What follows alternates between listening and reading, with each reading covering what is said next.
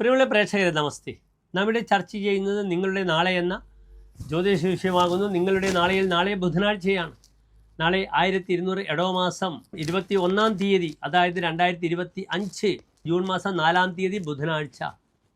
നാളത്തെ നക്ഷത്രം ഒരു ശുഭ നക്ഷത്രമാകുന്നു, ഉത്തര നക്ഷത്രമാകുന്നു.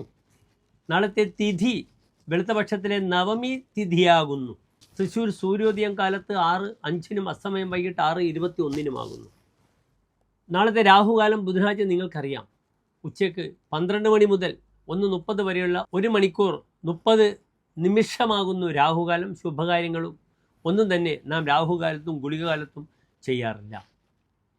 നാളത്തെ നക്ഷത്രം ഉത്തര നക്ഷത്രം ശുഭനക്ഷത്രമാകുന്നു. ഉത്തര നക്ഷത്രം ഉത്തരത്രയത്തിൽപ്പെടുന്നു. എന്താണ് ഉത്തരത്രയം? ഉത്രം, ഉത്രാടം, ഉത്രട്ടാതി. അതിൽ നിന്ന് വരുന്ന മറ്റ് നക്ഷത്രങ്ങൾ ഉത്രമത്തം, ചിത്ര, ഉത്രാടം, തിരുവോണം, അവിട്ടം, ഉത്രട്ടാതി, അശ്വതി, രേവതി.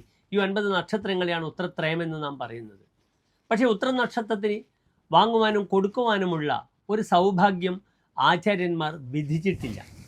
കൃത്രികാ ഭാഗ്യ മൂലാശ്ച മകാ ചിത്രാച രേവതി ആദാതവ്യം ദാതവ്യം തത് ശേഷന്ത് വിനശ്യതി. കാർത്തിക ഭാഗ്യം എത്തിയാൽ ഉത്രം, മൂലം, മകം, ചിത്ര, രേവതി. ഈ 6 നക്ഷത്രങ്ങൾ വാങ്ങാനും കൊടുക്കുവാനും പറ്റാത്ത നക്ഷത്രങ്ങളാകുന്നു. അങ്ങനെ ചെയ്താൽ അതിൻ്റെ ബാക്കി പോലും നശിക്കുമെന്നാണ് പറയുന്നത്.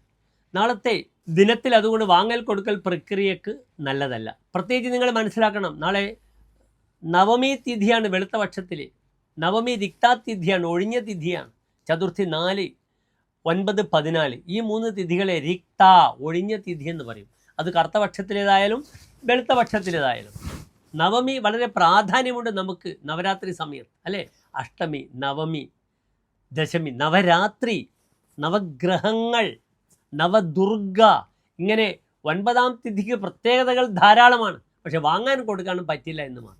നാളത്തെ ദിനം ബുധനാഴ്ച തന്നെ സ്ത്രീകൾ, ഗർഭിണികൾ, നാൽക്കാലികൾക്ക് സഞ്ചരിക്കാൻ പറ്റാത്ത ദിനവുമാണ്. അതുകൊണ്ട് ശുഭമുഹൂർത്തങ്ങളൊന്നും തന്നെ എൻ്റെ പ്രിയപ്പെട്ട പ്രേക്ഷകർക്ക് ഞാൻ നാളെ നൽകുന്നില്ല.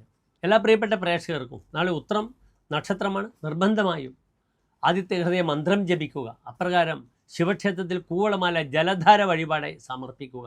വളരെയധികം മാറ്റങ്ങൾ വരും, അല്ലേ? ഓം ശിവം ശിവകരം ജാന്തം ശിവാത്മാനം ശിവോത്തമം ശിവമാർഗ പ്രണയതാരം പ്രണതോസ്മി സദാശിവം.